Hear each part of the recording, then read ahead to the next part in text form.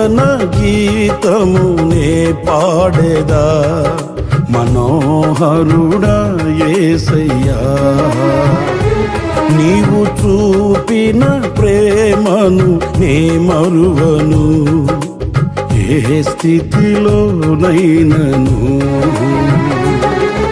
సమర్పణతో సేవించెదను నిన్నే,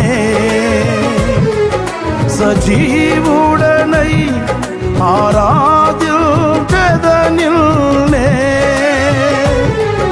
సమర్పణతో సేవించెదను నిన్నే, సజీవుడనై ఆరాధ్యుచెదనిల్నే. నూతన గీతము నే పాడేదా మనోహరుడా యేసయ్యా.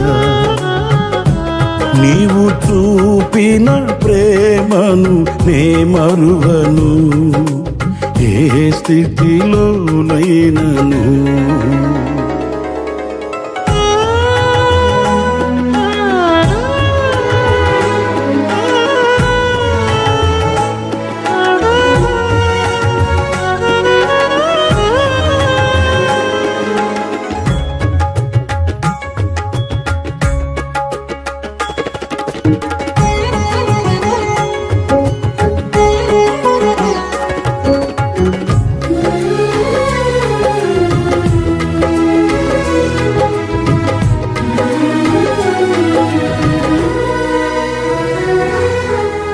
కొలువు చేసి ప్రేమించినావు, కోరదగినది ఏముంది నాలో.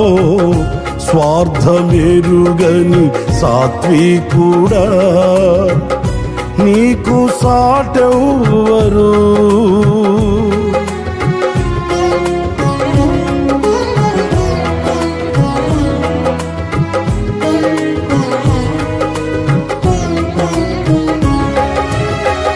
కొలువు చేసి ప్రేమించినావు,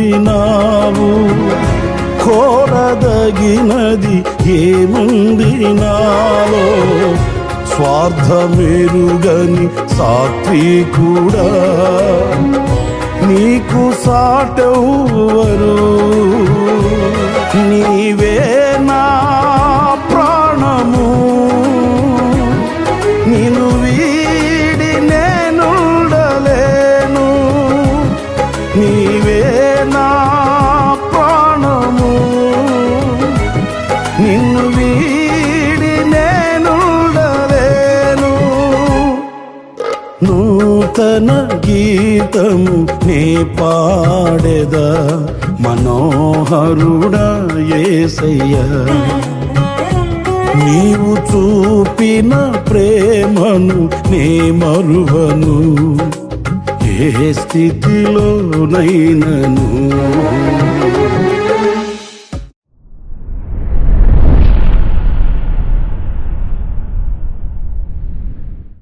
ప్రైజ్ ది లార్డ్. ప్రభు అయిన యేసు క్రీస్తు ప్రశస్త నామంలో మీ అందరికీ హోసన్నా మినిస్ట్రీస్ తరపున హృదయపూర్వకమైన వందనాలు తెలియపరుస్తున్నాను. ఈ దినమంతయు విశేషమైన కృప నా దేవుడు సమృద్ధిగా మీకు అనుగ్రహించుగాక.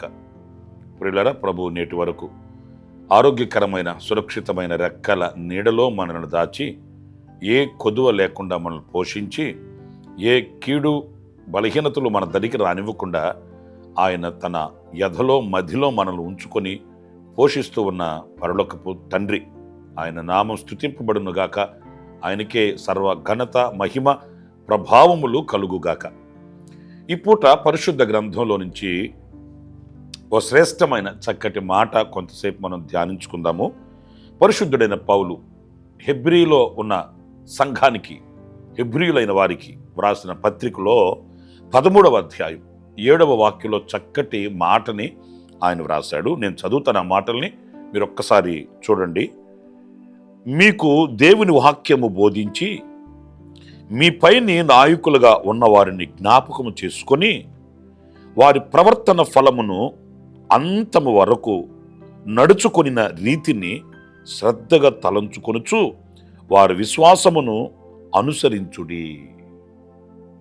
చాలా చక్కటి మాట.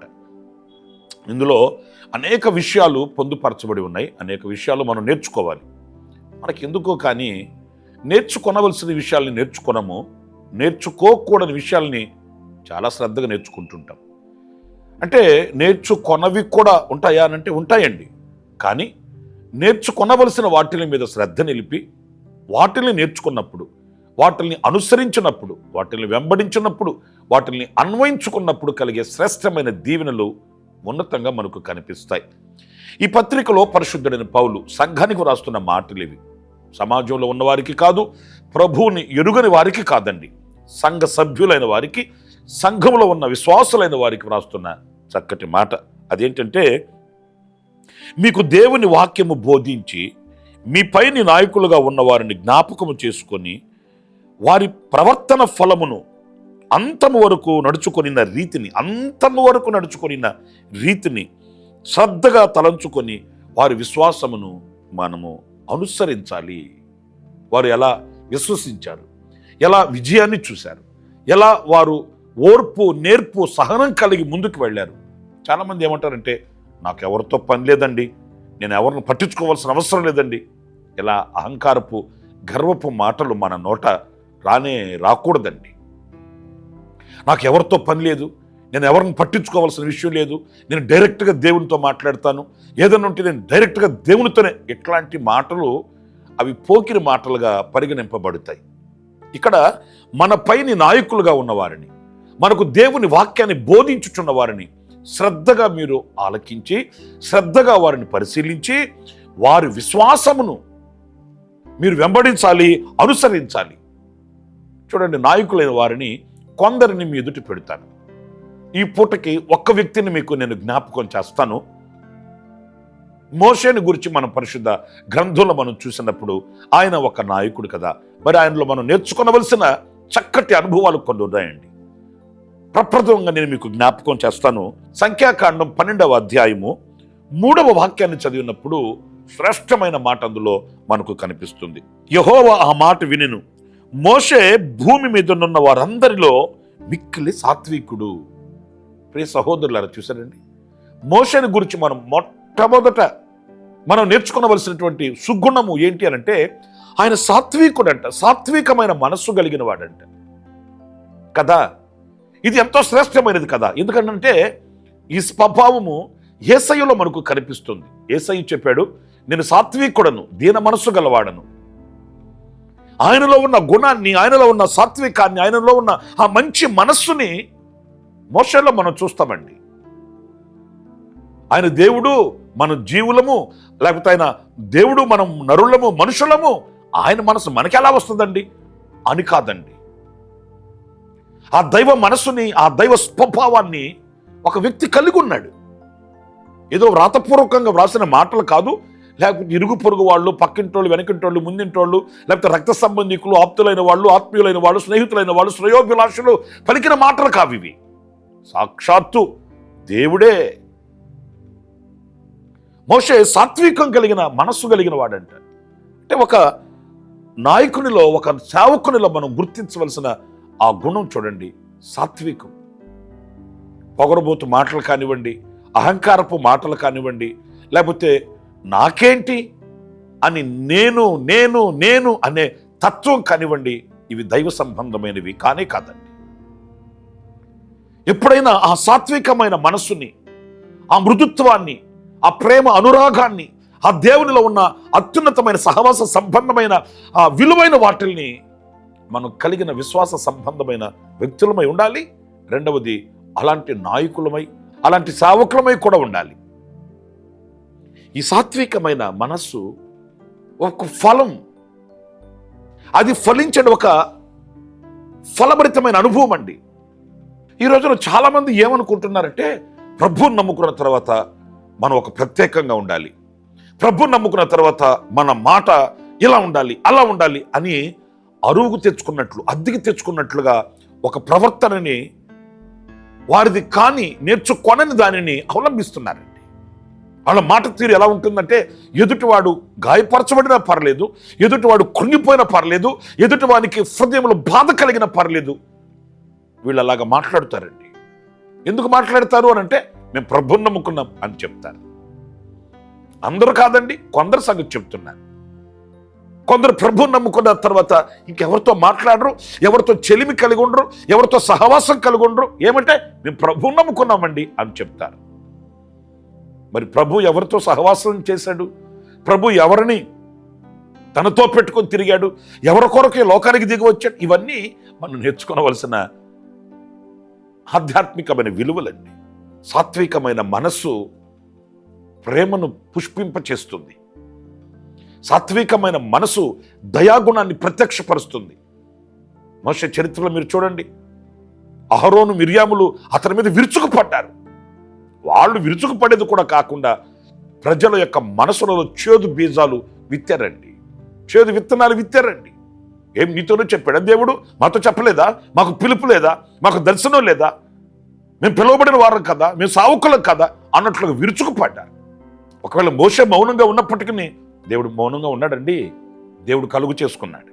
కానీ మోషే యొక్క సాత్వికమైన మనసు చూడండి, తన మీద విరుచుకుపడి ప్రజల మీద అతని మీద చెడుగా ప్రచారం చేసినప్పటికీ కూడా మరలా మోషే చేతులెత్తి ప్రార్థన చేస్తున్నాడు. నైనా వారిని కనికరించు, కటాక్షించు, ఆ శిక్షను వారి యొద్ద నుంచి తప్పించు. ఆ మనస్సు చూడండి నా ప్రియమైన సహోదరులరా. ఇదిగో వాక్యం అంటుంది, ఇలాంటి అనుభవాల్ని మనం అనుసరించాలట, ఆ నాయకులైన వారిని వెంబడించాలట. దేవుని వాక్యమును మనకు బోధించే మన పైన ఉన్న నాయకులను వారిని జ్ఞాపకం చేసుకోవాలట. మోషే జీవితంలో మరొక్క అనుభవం కూడా నేను మీకు జ్ఞాపకం చేయనా? సంఖ్యాకాండం 12వ అధ్యాయం 7వ వాక్యంలో వ్రాయబడిన మాట నేను చదువుతున్నానండి. అతడు నా ఇల్లంతటిలో నమ్మకమైన వాడు. మోషేని గురించి వ్రాయబడిన మాటలు చూడండి, నా ఇల్లంతటిలో నమ్మకమైన వాడు. ఇది చాలా శ్రేష్టమైన అనుభూతి, నమ్మకత్వం అనేది. ఎందుకంటే నమ్మకమైన వారికి మెండుగా దీవెనలు కలుగుతాయి. నమ్మకమైన వారిని ఆయన దృష్టిస్తాడు, నమ్మకమైన వారిని ప్రమోట్ చేస్తాడు, ఉన్నత స్థితికి తీసుకుని వెళ్తాడు.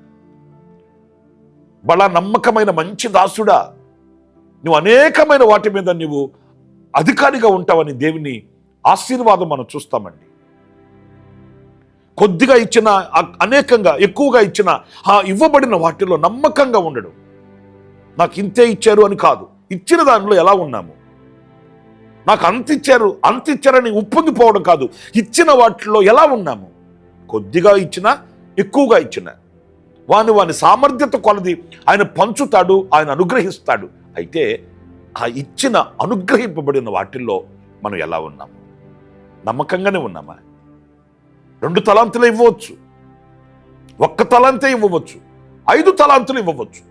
5 ఇచ్చిన వాడు 5 నమ్మకంగా ఉండాలి, 2 ఇచ్చిన వాడు 2 నమ్మకంగా ఉండాలి, 1 పొందుకున్నవాడు కూడా ఆ 1 దానిలో నమ్మకంగా ఉండాలి. అంతేగాని నాకు 1 ఇచ్చారు వాళ్ళకి 4 ఇచ్చాడు అంటే వాళ్ళ సామర్థ్యత. నీకు ఇవ్వబడిన దానిలో, మనకి ఇవ్వబడిన దానిలో మనం ఎంతవరకు నమ్మకంగా ఉన్నాము అనేది దేవుడు మన హృదయ పరిశీలన చేస్తాడండి. మోషే దేవుని ఇల్లంతటిలో, నేను ఒక్క మాట మీతో చెప్తాను, దేవుని ఇల్లంతటిని మోషేకి ఎందుకు అప్పగించాడు? అది దేవుని ఇల్లు కదా. మరి ఆ దేవుని ఇంటిని మోషేకి ఎందుకు అప్పగించాడు అని అంటే, ఆ ఇంటి మీద అంత నమ్మకం కలిగిన వాడని మోషే మీద నమ్మకం పెట్టుకున్నాడు దేవుడు. మరి ఆ నమ్మకాన్ని వమ్ము చేశాడా మోషే? లేదు. ఆ నమ్మకాన్ని పోగొట్టుకున్నాడా మోషే? లేదు. ఆ నమ్మకమైన దాసునిగా మోషే పిలువబడ్డాడు, నమ్మకమైన సేవకునిగా మోషే పరిగణింపబడ్డాడు.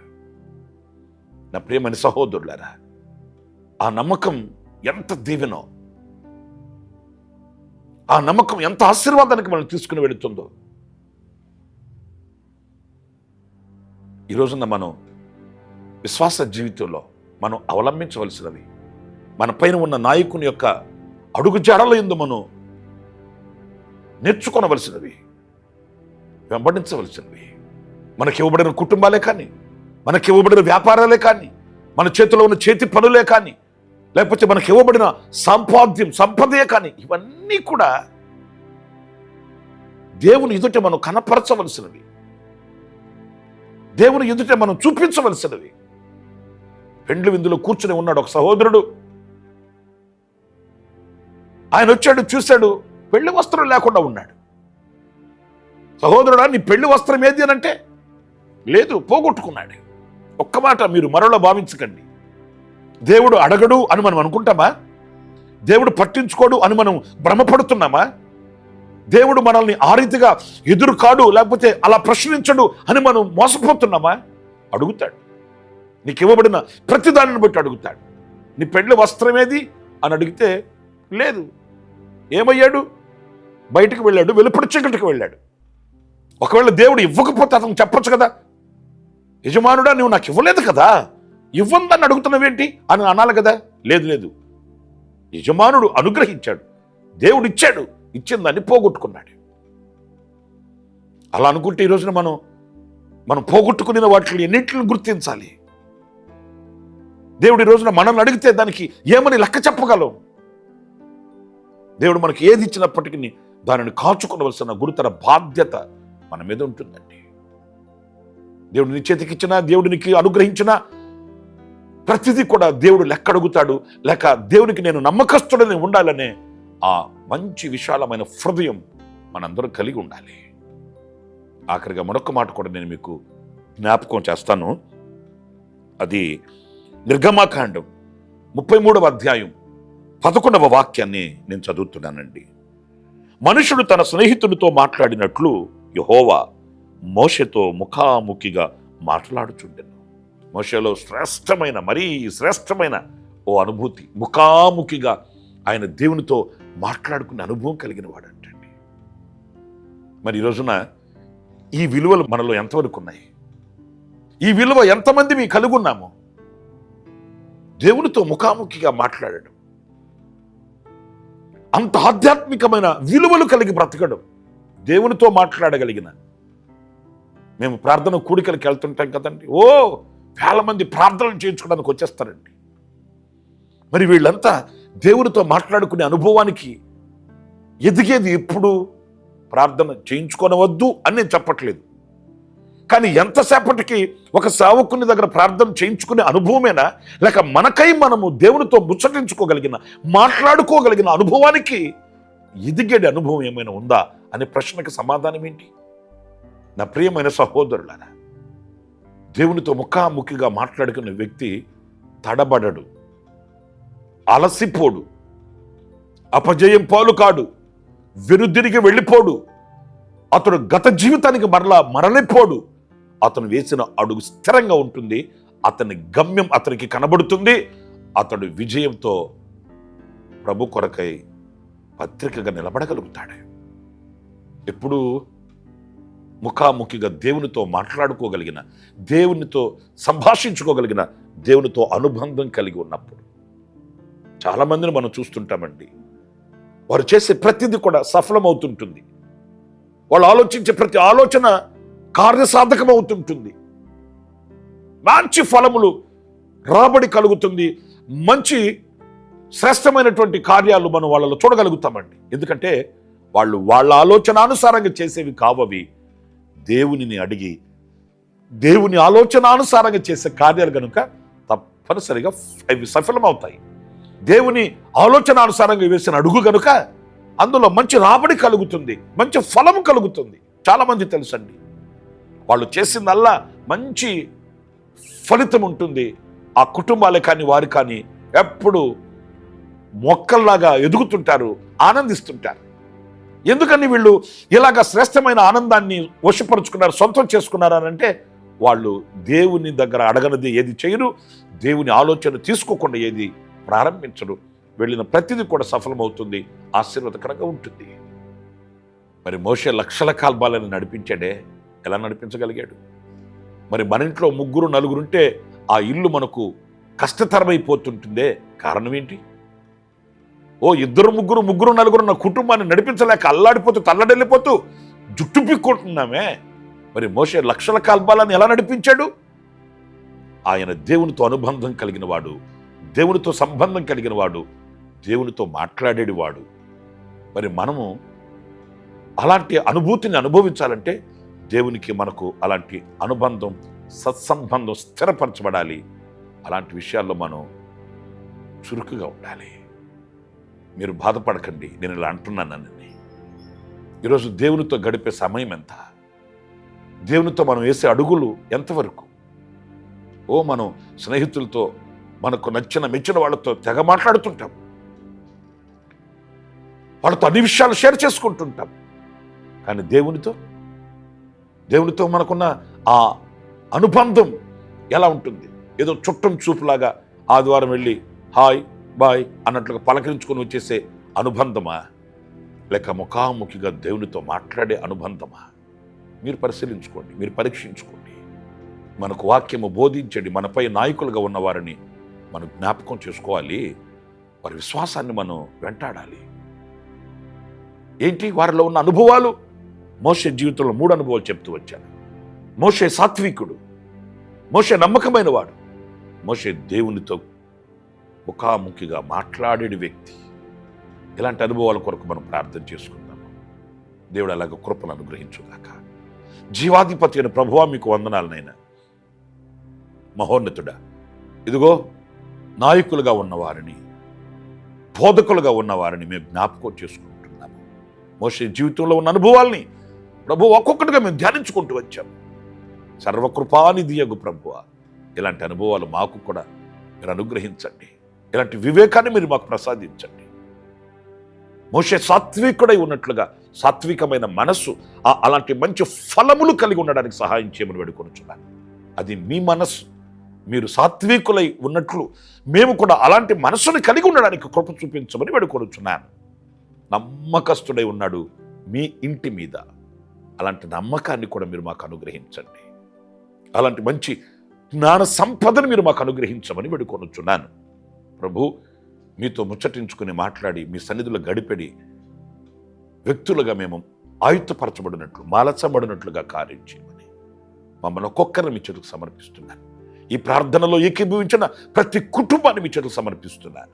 వారిని, వారి కుటుంబాన్ని, వారిని, వారి చేతి పనులు, వ్యాపారాలు, ఉద్యోగాలు, చదువుల రంగం ఒక్కొక్కటి మీ చేతులకు సమర్పిస్తున్నాను. దీవించి ఆశీర్వదించి ఇలాంటి మంచి లక్షణములను మేము అలవర్చుకోవడానికి కృపను అనుగ్రహించమని నన్ను, మమ్మల్ని మీ చేతులకు అప్పగించుకుంటూ ఈ అనుదిన కృప చేత మీరు మమ్మల్ని దర్శించుచున్నందుకు స్తుతి చెల్లిస్తూ యేసు నామములో ప్రార్థన చేసి వేడుకొనుచున్నాను తండ్రి.